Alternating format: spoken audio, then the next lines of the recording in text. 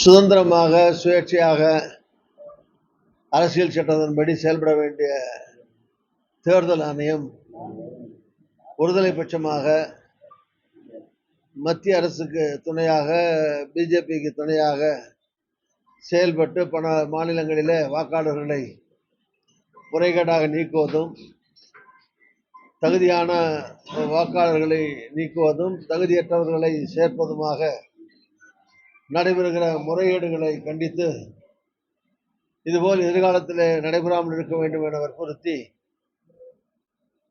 இந்திய நாடு முழுவதும் கையெழுத்து இயக்கம் நடத்த வேண்டும் என்று தலைவர் ராகுல் காந்தி, தலைவர் மல்லிகார்ஜுன கார்கே ஆகியோர் கேட்டுக்கொண்டதற்கு இணங்க 5 கோடி கையெழுத்துக்கள் இந்திய நாடு முழுவதும் வாங்கி தேர்தல் ஆணையத்துக்கு அனுப்புவது என்று முடிவு செய்து கையெழுத்து இயக்கம் நடத்தப்படுகிறது. தமிழ்நாடு காங்கிரஸ் தலைவர் திரு செல்வப்பிரந்தர்களுடைய தலைமையில தமிழ்நாட்டில் 1 கோடி பேர்ட்ட கையெழுத்து வாங்குறது என்று முடிவு செய்து எல்லா மாவட்டங்களிலேயும் அது நடைபெற்று வருகிறது. அந்த வகையில் சில மாவட்டங்களில் நான், சில மாவட்டத்தில் தங்கபாலு, சிலதில் கிருஷ்ணசாமி, சிலதில் அன்பர் அழகிரி, இந்த மாதிரி முன்னாள் தலைவர்கள், முக்கியஸ்தர்கள், பேட்டாளர் இப்படி எல்லாம் பல்வேறு மாவட்டங்களுக்கும் சென்று இந்த பணியை முடுக்கிவிட்டு செயல்பட்டு வருகிறார்கள். அந்த வகையில் இன்றைக்கு காலையில் திருச்சி மாவட்டத்தில் கட்சி மாவட்டம் 3 மாவட்டம், புதுக்கோட்டையில் கட்சி மாவட்டம் 2 மாவட்டம், காலையில் திருச்சியிலையும் இப்போ புதுக்கோட்டையிலையும் இந்த கையெழுத்து இயக்கம் ஏற்கனவே நடந்துகிட்டு இருக்கு. அதை வேகப்படுத்தி அதிகமான கையெழுத்துக்களை பெற வேண்டும் என்பதற்காக அவளை நிர்வாகிகளிடத்தில் சொல்ல உற்சாகப்படுத்த வந்திருப்பதற்கு அது ஒரு காரணம். இன்னொன்று, தேர்தல் நெருங்கி கொண்டிருக்கிறது. அதனால அங்கங்கே பூத் கமிட்டிகள் அமைக்கப்பட வேண்டும் என்பதை சொல்லி அதையும் ஆரம்பித்து வைப்பதற்காகவும் இந்த பணிகள் எல்லாத்தையும் நடக்கிறது. இன்னைக்கு திருச்சியிலையும் புதுக்கோட்டையிலையும் இது சம்பந்தமாக தொடங்கி வைக்கிறோம். அதுதான் பர்பஸ் ஆஃப் தி விசிட். சமீப காலமா வந்து காங்கிரஸ் கூட்டணி காங்கிரஸ் கட்சியில வந்து பல்வேறு குரல்களுக்கு 50 வருஷமா நாங்க வந்து இருக்கோம், திமுக உறுதி போட்ட சட்டையை தான் நாங்கள் தமிழக காங்கிரஸ் சொன்னாரு. அடுத்தது வந்து ஆட்சியை கொண்டு அதிகாரத்தை கேட்போம். ஏற்கனவே திருமாவளவன் கட்சியில வந்து ஆட்சியை கொண்டு அதிகாரம் திமுக கூட்டணியில குழப்பம் இருக்காங்க.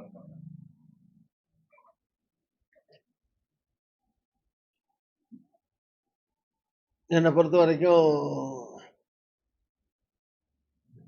இப்போ நான் ஒன்றும் காங்கிரஸில் அகில இந்திய அளவிலேயோ மாநில அளவிலேயோ எந்த பொறுப்பிலையும் நான் கிடையாது. தமிழ்நாடு காங்கிரஸுடைய முன்னாள் தலைவருங்கிற அடையாளத்தோட 5 ரூபாய் உறுப்பினராக, அடிப்படை உறுப்பினர் தான் நான் காங்கிரஸில் இருக்கேன். அதனால அடிப்படை காங்கிரஸ் உறுப்பினர் அப்படிங்கிற முறையிலையும், முன்னாள் தலைவர்ங்கிற முறையிலையும், அல்லது காங்கிரஸில் திருச்சியில இருந்து எம்பியா இருந்தேங்கிற முறையிலையும் எனக்கு தெரிஞ்ச வரைக்கும் என்னுடைய அபிப்பிராயப்படி திமுக காங்கிரஸ் கூட்டணி இல்லை, எந்த குழப்பமும் இல்லை. அந்த கூட்டணி ஸ்ட்ராங்காக திடமாகத்தான் இருக்கிறது. கடந்த காலங்களில் வந்து மாபெரும் வெற்றிகளை பெற்றிருக்கிறது. அது சட்டமன்ற தேர்தலாக இருந்தாலும் சரி, உள்ளாட்சி, நகராட்சி, மாநகராட்சி தேர்தலாக இருந்தாலும் சரி, பாராளுமன்ற தேர்தலாக இருந்தாலும் சரி, எல்லா தேர்தல்களையும் மகத்தான வெற்றியை இந்த கூட்டணி பெற்றிருக்கிறது. இன்னும் கூட்டணி இது அப்படியே தொடர்ந்து கொண்டு தான் இருக்கிறது. தேர்தல் இந்த ஆண்டுல வந்து 2 மாசமும், அடுத்த வருஷத்துல வந்து ஜனவரி, பிப்ரவரியில் கோட் ஆஃப் கான்டாக்ட் வந்துடும். மார்ச்சில் தேர்தலே வந்துடும். ஆக இந்த சூழ்நிலையில ஒரு 4 மாசம் 5 மாசம் தான் இருக்கிற இந்த சூழ்நிலையில எனக்கு தெரிஞ்ச வரைக்கும் இந்த கூட்டணி அப்படியே இப்போது தொடர்ந்து கொண்டிருக்கிறது, எதிர்காலத்தையும் தொடரும் என்றுதான் என்னை பொறுத்த வரைக்கும் நான் மனப்பூர்வமாக நம்புகிறேன், எனக்கு தெரிஞ்ச வரைக்கும். மற்றபடி கட்சியில் இருக்கிற இது என்ன மாதிரி முன்னாள் தலைவர்கள் இருக்காங்க, பல்வேறு அகில இந்திய அளவில் பொறுப்பில் இருக்கிற நண்பர்கள் இருக்காங்க. தமிழ்நாட்டிலிருந்து இப்போ நண்பர் சிதம்பரம்னு பார்த்தீங்கன்னா அவர் வந்து ஒர்க்கிங் கமிட்டி மெம்பராக இருக்காரு. சில பேர் மாநில லெவலில் மாநிலத்துக்கு இன்சார்ஜஸ் இருக்காங்க. சில பேர் இன்சார்ஜஸுக்கு உதவியாக செயலாளர்கள் இருக்காங்க. இந்த மாதிரி ஒரு 6-7 பேர் அகில இந்திய அளவில் இருக்காங்க, முன்னாள் தலைவர் இருக்காங்க, முக்கியஸ்தர்கள் இருக்காங்க, மற்றும் பல்வேறு பொறுப்புகள் இருக்காங்க. ஸோ மற்றவர்கள் சொல்ற கருத்துகள் அவரவருடைய கருத்து. அது அவங்க காங்கிரஸ் சார்பிலேயோ அவங்க சார்பிலேயோ அவங்க சொல்ற கருத்துக்கெல்லாம் நான் பதில் சொல்ல முடியாது. அதுக்கு நான் பதிலோ மறுப்போ அவர்களுக்கு எதிர்ப்போ சொல்லவும் நான் விரும்பவில்லை. என்னுடைய அபிப்பிராயம் கேட்டீங்கன்னா நான் முன்னாடி சொன்னேன்ல, அதான் என்னுடைய அபிப்பிராயம். இப்ப நடிகர் விஜய் கட்சியை தொடங்கின உடனே நீங்க வந்து அரசியல்ல வந்து கால் எடுக்கிற இடம் தான் தனி வெளியா இருக்கும். விஜய் பார்த்து தான் செய்யணும் அப்படின்னு கருத்தை வந்து சொல்லியிருந்தீங்க. இப்போ வந்து அந்த தனி வெளியில விஜய் சிக்கிட்டாரு. இல்ல இல்ல எனக்கு எப்ப சொன்னேன் நாங்க கால் எடுக்கிற இடம்னா அரசியல் வந்து அது அது அது இதை வடிவேல் சொன்னதை நான் சொன்னதா சொல்றீங்க? அப்படியா? சரி, மேபி இதுக்கெல்லாம் தினம் ஊடகம் பத்திரிகை யூடியூபுக்கு 10 பேட்டி கொடுக்குறேன். என்ன இது ஆயிரக்கணக்கான பேட்டி கொடுக்குறோம். அதுல ஏதாவது சொல்லியிருக்கலாம், பரவாயில்ல. சொல்லியிருந்தாலும் தப்பு இல்லை. அதனால அரசியல்ங்கிறது ஒரு அந்த மாதிரி ஒரு புதுசா வராரு, ஒரு ஜாக்கிரதையா பயணிக்கணுங்கிற அந்த கருத்துல அதை சொல்லியிருப்பேன். அவ்வளவுதான். அவருக்கு ஒரு அரசியல் கட்சியை தொடங்கி ஒரு தலைவரா வந்தவருக்கு எப்படி பயணிக்கணும், எந்த ரூட்ல போகணுங்கிறதெல்லாம் அது அவரு முடிவு செய்ய வேண்டிய விஷயம். நீங்க சொன்ன மாதிரி நான் சொல்லியிருந்தேன்னா, தொடக்க காலத்துல கட்சியை தொடங்குறதுக்கு முந்தையோ அல்லது தொடங்குற புதுசுலயோ அவருக்கு ஒரு ஒரு 50 வருஷம் அரசியல் இருக்கிற முறையில ஒரு ஜாக்கிரதையா பயணிங்கன்னு சொல்லியிருப்பேன். அவ்வளவுதான். பீகார்ல தேர்தல் தேதி அறிவிச்சிட்டாங்க. இப்ப வந்து வாக்கு சொல்லிட்டு கையெழுத்து இல்ல இப்ப பண்ணல. அது தேர்தல் இப்பதான் அறிவிச்சிருக்காங்க போன வாரம். இது வந்து சில மாதங்களாக நடந்துகிட்டு இருக்கு. இது வந்து ஏற்கனவே ஒரு 40 லட்சம் 50 லட்சம் வாக்காளர்கள் வந்து விடுபட்டிருக்கு. முறையாக சேர்க்க வேண்டியவர்களை நீக்கியிருக்காங்க, இல்லாதவங்களை சேர்த்திருக்காங்கன்னு சொல்லி அந்த அடிப்படையில் புள்ளி விவரங்கள்லாம் சொல்லப்பட்டு, அது மாதிரி கர்நாடகத்தில் நடந்த தவறு சுட்டி காட்டப்பட்டு, இதெல்லாம் சில மாதங்களாக தொடர்ந்து நடைபெற்று கொண்டிருக்கிற பணிகள். அது இந்த வரப்போற தேர்தலில் அதெல்லாம் ஒழுங்குபடுத்தணுங்கிறதுக்காக இதை ஆரம்பிச்சது. அங்கங்க கட்சியில் இருக்கவங்க அதை பார்த்துட்டு இருக்காங்க, முறைப்படுத்தி இருப்பாங்க. இப்ப தேர்தல் அறிவிச்சிருக்கு, தேர்தலை சந்திப்போம். அதுல என்ன இருக்கு? திமுக கூட்டணியில விரிசலுடைய பேர் தொடங்கிடுச்சு அப்படின்னு சொல்லி எடப்பாடி பழனிசாமி விமர்சனம் பண்ணியிருக்காரு. அதே நேரத்துல வந்து அதிமுக கூட்டணியில உள்ளவங்களுக்கு அதிமுக கூட்டணி பத்தி பேச எந்த தகுதி இல்லை, எங்க கூட்டணியை பார்த்து பொறுத்துக் கொள்ள முடியாம தான் விமர்சனத்தை முன்வைக்கிறாங்க எடப்பாடி பழனிசாமி. ஆமா, அது பேசிட்டு போறாரு. என்ன அதுக்கு என்ன பண்ண சொல்றீங்க? என்ன நாங்க யாரோட வேணாலும் கூட்டணி சேருவோம். சரி, சேர்ந்துட்டு போறாரு.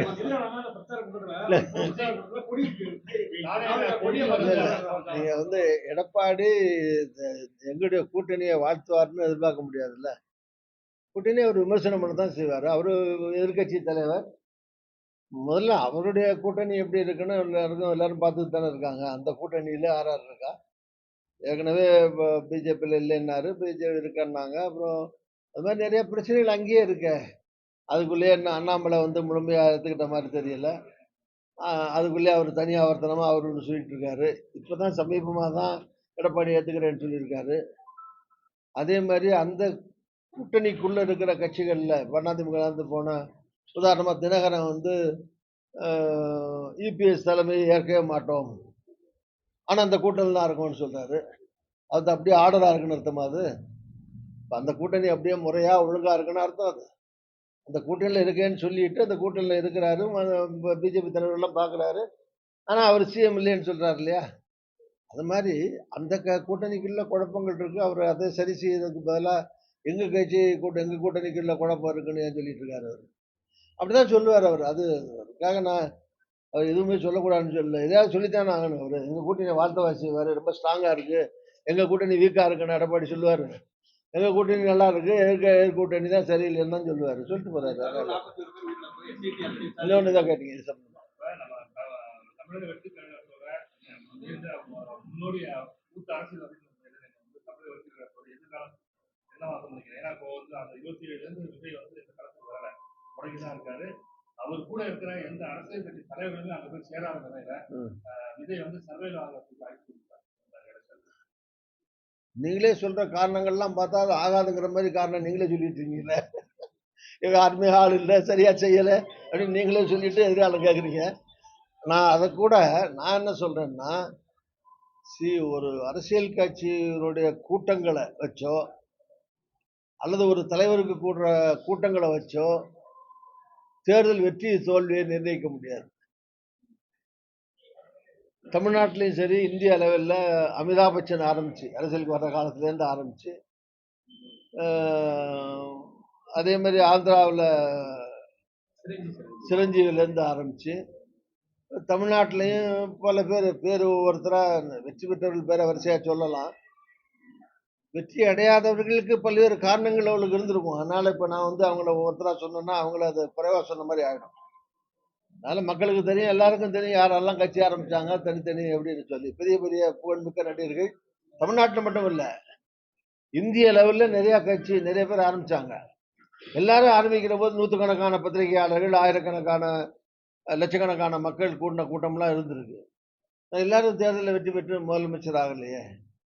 அதனால கூட்டம் நடிகர்களுக்கு அல்லது பிரபல்யமாக இருக்கிறவங்களுக்கு, ஒரு கிரிக்கெட் பிளேயர் போனால் கட்சியில் சேர்ந்து போனார்னா நிறையா கூட்டம் வருது. இப்போ பஞ்சாப்லேயே நாங்கள் ஒரு கிரிக்கெட் பிளேயர் பிஜேபியில் சேர்ந்தார், எதிர்காலத்தில் சிஎம் வருவாரெலாம் எதிர்பார்க்கப்பட்டது. அப்புறம் அவர் காங்கிரஸுக்கு வந்தார் போனார். சரி, அந்த மாதிரி கிரிக்கெட்டர், சினிமா ஹீரோஸு, இந்த மாதிரி பல பேர் பல பிரபல்யமானவர்கள் அரசியலில் வரும்போது கூட்டங்கள் வருது, அது வேறு விஷயம். தேர்தல் வெற்றிங்கிறது கடைசியில் மக்கள் தான் எஜமானர்கள். ஸோ அந்த கட்சியோ அந்த தலைவரோ எப்படி மக்கள் ஏற்றுக்கிறாங்கிறது, எவ்வளவு சதவீத வாக்கு, எத்தனை எம்எல்ஏக்கள் எம்பிக்கள் வந்தாங்கிறத பொறுத்து தான் இருக்கே தவிர, அதுக்கிடையில் மற்றபடி சொல்கிறதெல்லாம் ஜோசியம் கேசியம் தானே தவிர, அந்த மாதிரி ஜோசியமோ கேசியமோ சொல்றதுக்கு நான் தயார் இல்லை. பாஜக ஆதரவு தெரிவிக்கிற மாதிரி பாஜக தலைவர்கள் பேசுகிறாங்க. அது இந்த கூட்டணிக்கு நிர்பந்திக்கிற மாதிரி கூட்டணிக்கு நிர்பந்திக்கிற மாதிரி, அதாவது சப்போர்ட் பண்ணும் விதமா, அவருக்கு ஆதரவு தெரிவிக்கும் விதமா ஏற்கனவே பேசியிருக்காரு பேசியிருக்காரு.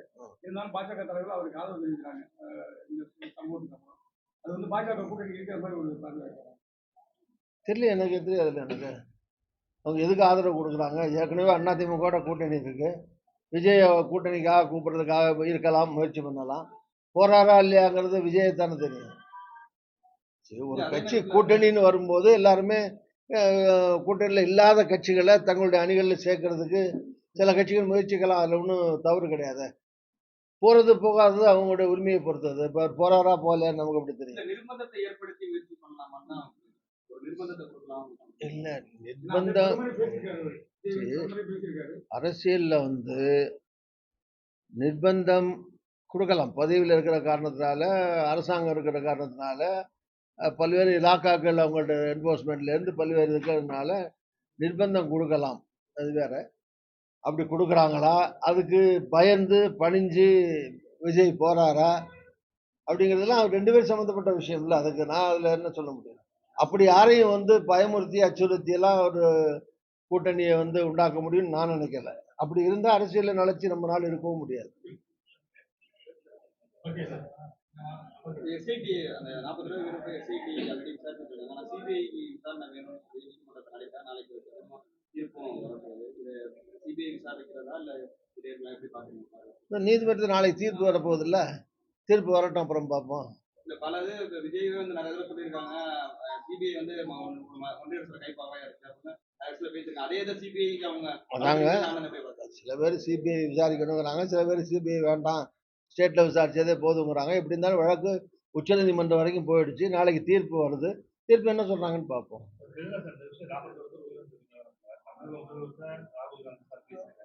அதே விஜய்டையும் ராகுல் காந்தி சார் சோசியல் மீடியாவில்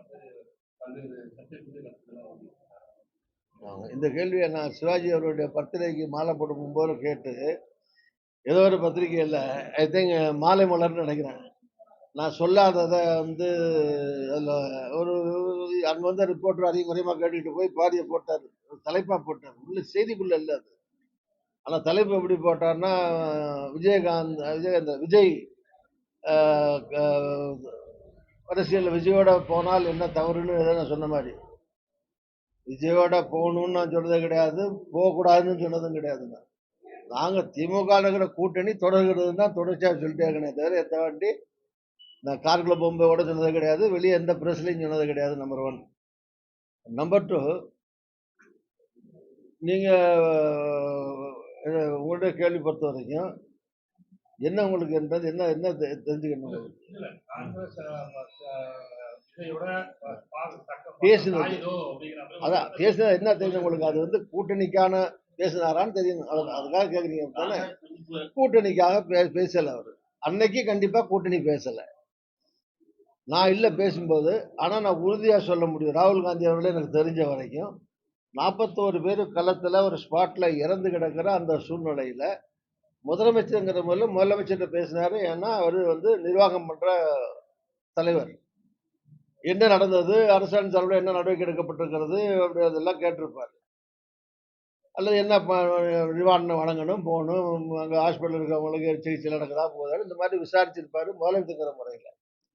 அந்த ஸ்தலத்துல களத்துல இருந்தாருங்கிற முறையில விஜய்ட்ட அங்க என்னென்ன நடந்தது, எப்படி நடந்தது என்னன்னு அவர்ட்ட கேட்டிருப்பாரு. இதை தவிர 41 பேர் 10 குழந்தைகள் உட்பட இறந்த அந்த சூழ்நிலையில கூட்டணி பேசக்கூடிய அளவுக்கு நாகரிகம் இல்லாத தலைவர் அல்ல ராகுல் காந்தி. அதனால கண்டிப்பா அந்த சூழ்நிலையில அப்போதைக்கு கண்டிப்பா கூட்டணி பத்தி விஜய்கிட்ட பேசுறதுக்கு வாய்ப்பு இல்ல. எனக்கு தெரிஞ்ச வரைக்கும் அப்படி பேசியிருக்கிற வாய்ப்பு இல்ல. அது ஒரு மனிதாபிமான அடிப்படையில அங்க நடந்த நிகழ்வுகள்ங்கிற அடிப்படையில எல்லாத்தையும் விசாரிச்சிருப்பாரு. ஒரு தலைவர், ஒரு அகில இந்திய தலைவர், அதுவும் அகில உலகத்தின் பல்வேறு நாடுகள்லயும் பேசுறாரு. என்ன அமெரிக்க ஜனாதிபதியும் பேசுறாரு, ரஷ்யா ஜனாதிபதியும் தான் பேசுறாரு. அதனால இங்க இருக்கிற எல்லா கட்சி தலைவர்கள்ட்டையும் அவர் பேசுறாரு, தொடர்பு கொள்வாரு, தொடர்புல இருக்காரு, இவங்க பேசுறாங்க. அதனால ஒரு தலைவர் வந்து யார்ட்டையும் முற்பாடு வச்சுக்கிட்டோ பேச்சுவார்த்தை இல்லாம இருக்க முடியாதுல்ல.